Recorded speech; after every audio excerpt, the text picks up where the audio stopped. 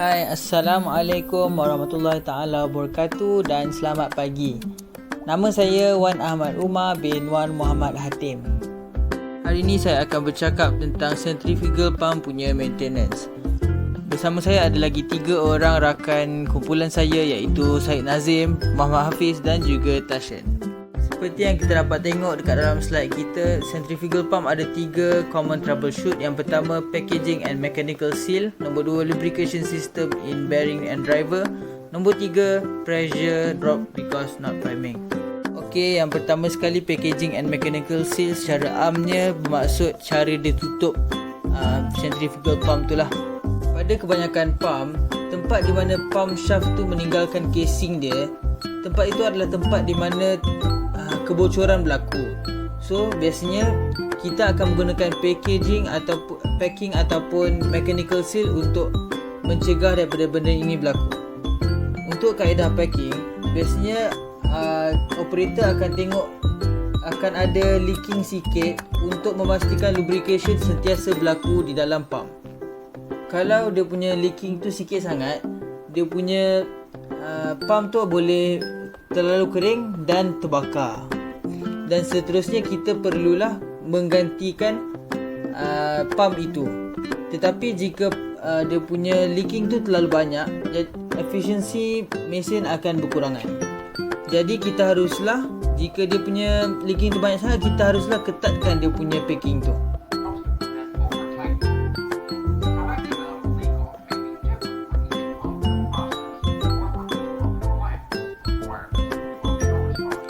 Tetapi jika kita gunakan mechanical punya seal, kita haruslah memastikan bahawa tiada leak yang berlaku. Kalau ada leaking, itu maksudnya kita punya mechanical seal tu dah rosak. So cepat-cepatlah contact kepada orang yang berkenaan. Seterusnya kita akan cakap pasal lubrication system in bearing and driver. Kalau kita terjemahkan, maksudnya sistem lubrikasi yang terdapat pada bearing dan juga pemandu. Jika pembungkusan iaitu seal menggunakan external lubricating seal, sistem lubrikasi sepatutnya diselenggara selalu untuk kelangsungan mesin. Ini bermaksud kita memastikan flow rate dan pressure lubrication kita dalam keadaan yang elok. Jika sistem lubrikasi tidak disupply dengan elok, maka pembungkusan akan rosak. Cek pump yang supplykan sistem lubrikasi dan pastikan semua valve dalam keadaan yang elok, dalam position yang betul.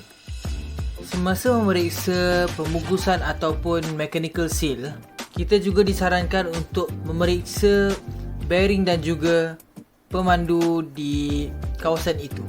Antara cara yang mudah untuk memeriksa bearing adalah dengan menyentuh housing bearing. Kita boleh tengok jika dia overheat ataupun dia bergetar dengan kuat.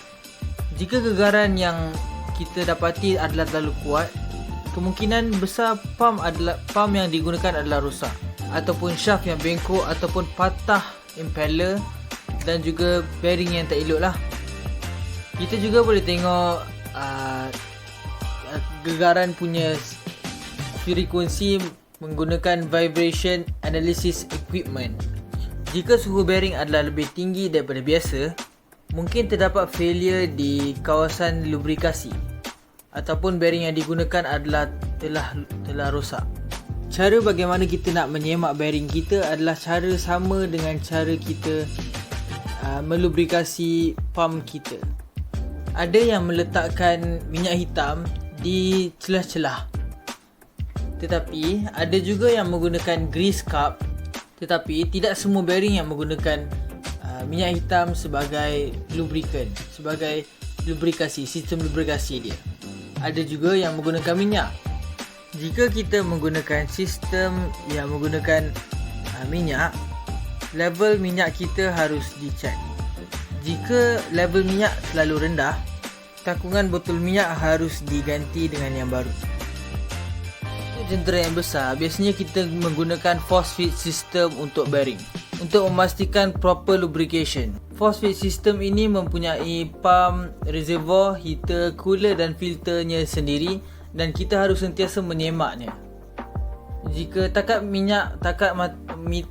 jika meter level minyak menunjukkan terlalu rendah, kemungkinan sistem lubrikasi tidak melubrikasi bearing dengan secukupnya ataupun dengan elok.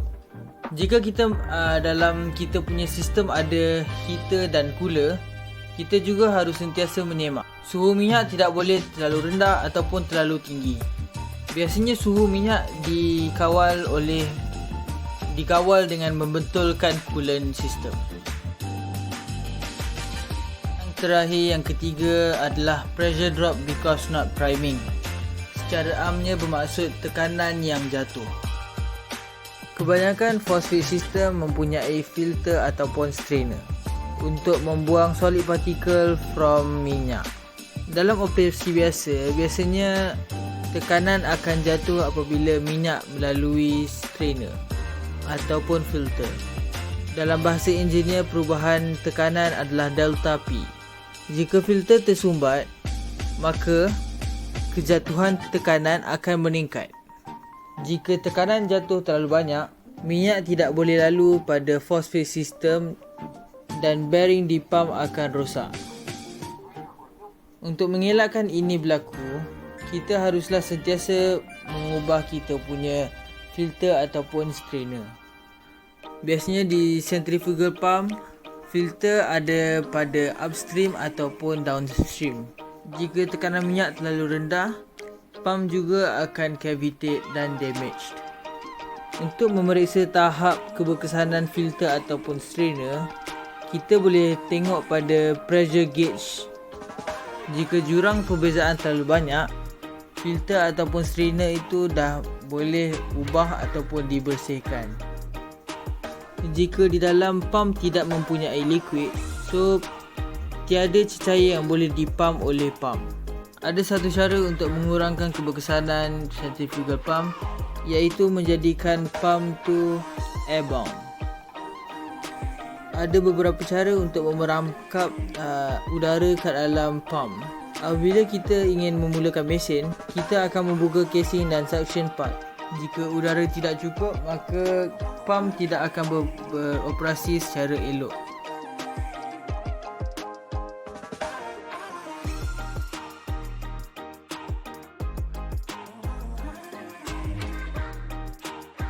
Selain itu, udara juga boleh masuk ke dalam casing melalui bocoran. Bahagian sedut di centrifugal pump biasanya adalah dalam keadaan yang tekanan rendah. Biasanya udara akan masuk melalui bocoran ataupun melalui packing dia. Cecair daripada bahagian pengeluaran pump akan membantu menutup packing. Jika cecair itu tidak konsisten, maka udara berluar boleh masuk secara senang ke dalam packing. Selain itu, udara juga boleh masuk melalui pipe. Udara yang terperangkap di dalam pipe akan terperangkap ke dalam pump.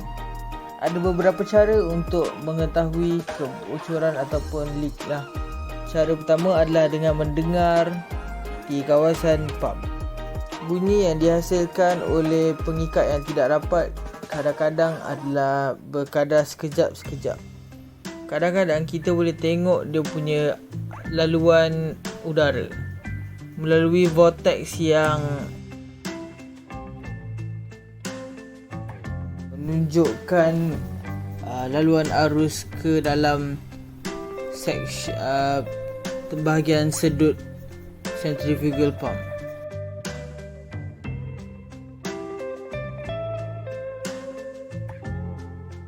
Apabila sebahagian daripada pump telah diisi dengan udara, meter tekanan keluar akan berkocak. Juga bagi pump yang mempunyai elektrik motor sebagai pemandu, jumlah karen pada meter akan berkocak juga dengan begitu pantas. Selepas itu, apabila pump sudah hampir dipenuhi dengan udara, tekanan discharge boleh drop hingga zero. Begitu juga pada pump yang menggunakan elektrik motor. Masalah yang lebih kurang dengan kebocoran pada udara adalah juga kebocoran vapor, iaitu warp. Kebanyakan simptomnya adalah serupa dengan air binding, tetapi puncanya adalah berbeza. Pump akan hilang kuasa apabila warp memenuhi pump. Formasi warp dipengaruhi oleh suhu dan juga tekanan. Jika suhu cecair di dalam pipe meningkat ataupun kekurangan tekanan, ini akan menyebabkan vapor bubbles di dalam pipe dan juga akan seterusnya tersangkut di pump centrifugal. Membuat sistem pengudaraan boleh menyelesaikan masalah ini, tetapi cara ini tidak boleh digunakan selalu. Kemungkinan punca daripada air binding dan vapor binding ini adalah disebabkan sesebuah komponen tidak beroperasi dengan elok, dan komponen itu sepatutnya ditukar atau dibersihkan. So, itu sahaja daripada kumpulan kami untuk centrifugal pump punya maintenance. Saya meminta maaf kalau ada terkasar bahasa ataupun tersilap bahasa ke apa-apa kan. Terima kasih. Assalamualaikum warahmatullahi wabarakatuh.